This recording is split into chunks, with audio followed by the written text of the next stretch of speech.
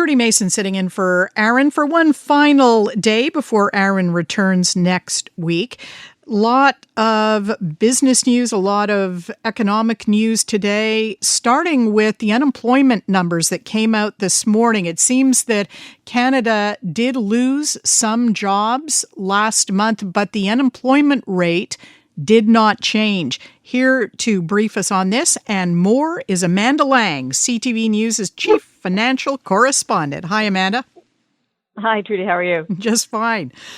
Tell us about the jobs figures. What portrait are they painting of our economy? Unfortunately, it's one of weakness. The 41,000 jobs lost in July were really focused on young people and the private sector. Those are two places you don't want to see this. As you noted, the unemployment rate did hold steady at 6.9%, but that's just as the number of job seekers was basically unchanged from the month before. Our economy is losing jobs. Now, if you want a glass half full lens on this, it's that this is an important data point for the central bank. When they make their call, they'll get another one or two, in fact, before they'd have to do so. But the indications are they may well lower rates at the September meeting because this is just weak enough that that may play into their feeling that the economy needs a bit of a boost. Oh, okay. On the trade front, now this week didn't bring I was going to say much progress at all. We had statements, but seemingly things are just kind of puttering along behind the scenes. We've had our prime minister saying, yes, we are still talking to the Americans, but he is focusing more on kind of having Canada expand elsewhere, I would guess. What is your take on the trade situation at the end of this week? Yeah, I mean, obviously things aren't going as we'd hoped, which is that we would actually have a deal. Now, the teams are meeting, and we've had these indications that it's not going well. We don't exactly know what that means. So we're still in the same position right now, which is that most of our trade is still protected by our existing trade arrangement, except for these big sectors that have been hit with these extra tariffs. And those are hurting hard: steel, aluminum, lumber.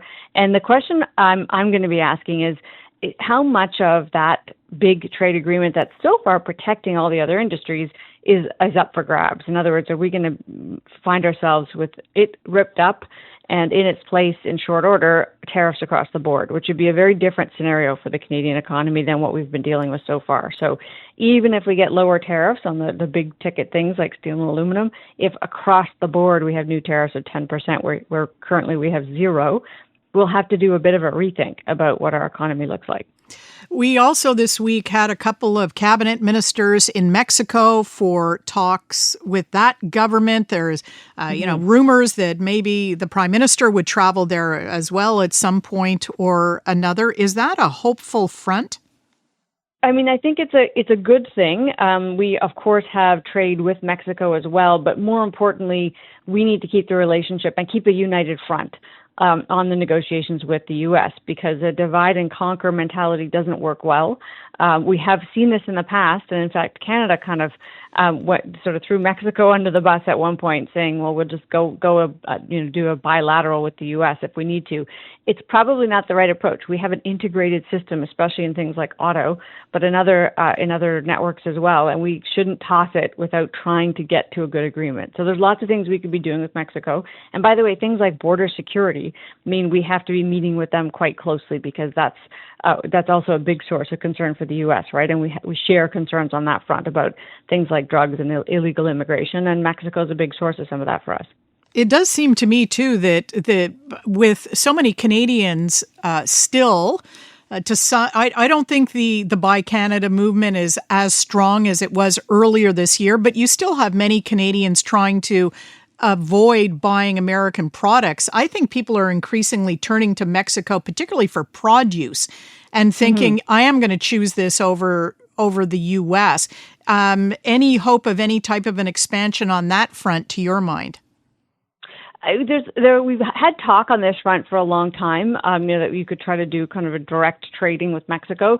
There's a geographical reality that, California is closer than Mexico, is closer than Guatemala. So prices are determined in part by some of those factors as well, where you get things. Now, at the moment, it's pretty easy to buy produce Canadian made, right? We have a lot of things that are in season across this country. It's a wonderful time to be buying local, and you should.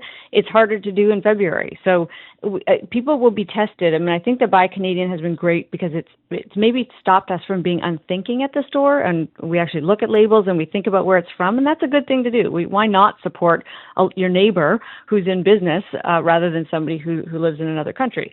Having said that, people also watch their pocketbook. So if it costs a lot more to support your neighbor, you might not over time. You might actually have to be forced back to whatever the cheaper option is. On the softwood lumber front, we did have that announcement by Prime Minister Carney this week that there would be some help for that industry. What form is that help taking?